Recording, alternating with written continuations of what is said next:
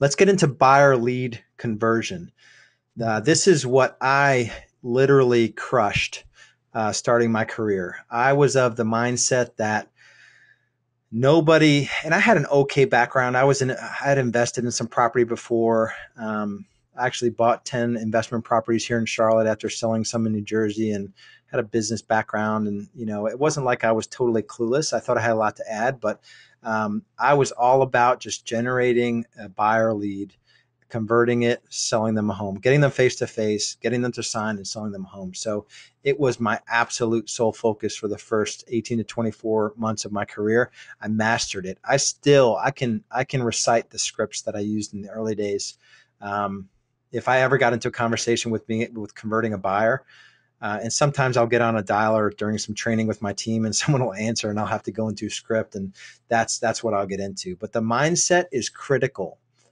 So two parts here. It's a pipeline. So the person you're talking to, you're a stranger. They think you're a telemarketer or a salesperson. They're not going to lay down and just transact with you, off the bat. So give it some time, but also just realize the one thing that I was crystal clear on, and I remember what this felt like. And some people sort of think I was crazy at the time, but nobody wanted to work with me.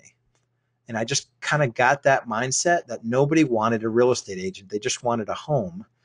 And so I put my ego aside. I didn't do any branded marketing, but I gave buyers what they wanted. So, sometimes I would have to answer some questions about neighborhoods or set them up on a special search for, special properties, maybe foreclosures or short sales. Or sometimes I would look for a special home and email them one listing and say, hey, listen, I was just looking, I saw this property came up for you.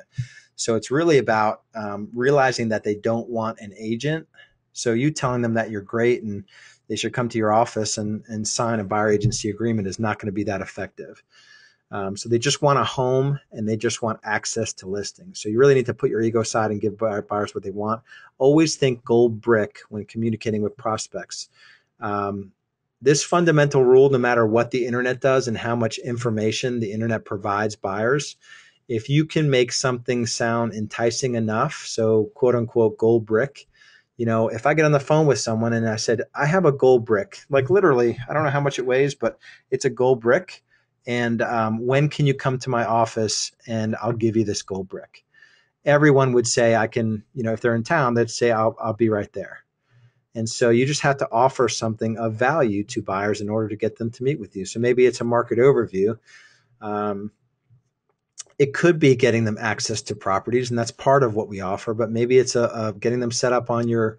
You do a weekly market report, or you do have foreclosure listings that you send out, or short sale listings that you send out in a specific area, or you have, South Side listing update, which is a daily update, something that's, good enough where they're going to want to get together and meet with you. So make it easy for them to say yes. Make it clear. I can't say it enough when I used to prospect. There's no cost or obligation whatsoever. There's no cost or obligation whatsoever. Listen, I get it. I know that you're busy, but there's no cost to get together. There's no obligation to do anything. The information we'll provide. A coach back in the day gave me this phrase, or the information we're going to get you set up on is proprietary and it's priority. So you're going to get instant access to properties when they hit the market. And this list is like no other list that's available. So it's proprietary information. We'll also get you access to off-market properties and builder closeouts. This is information that not all agents have access to.